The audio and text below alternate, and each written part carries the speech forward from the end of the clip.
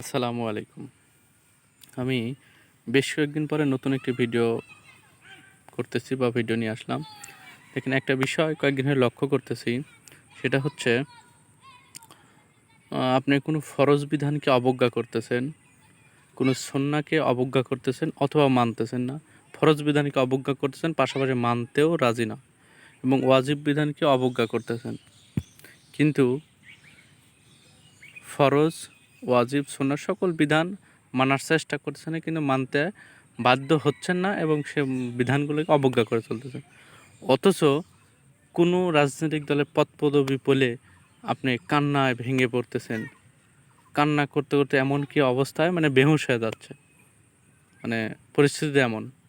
তাহলে আপনার কাছে কি দুনিয়ার এই সামান্য পদপদবিটাই বেশি দামি, না আল্লাহর নবী এবং আল্লাহর সুন্নাহ, আল্লাহর হুকুম, ফরজ বিধান এবং ওয়াজিব বিধান এবং সুন্নাহ বিধানের চাই কি পদপদবিটা বেশি দামি?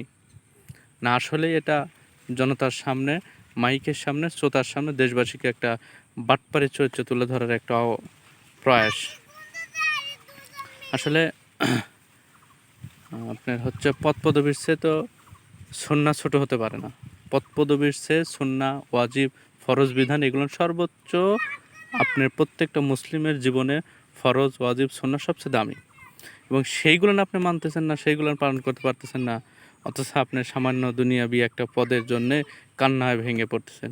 আসলে কি এটা কি পদপদবি, নাকি জনতাকে একটা মানে আক্রোশ থেকে বলতেছেন, বা হচ্ছে ভালোবাসার থেকে, কোনটা?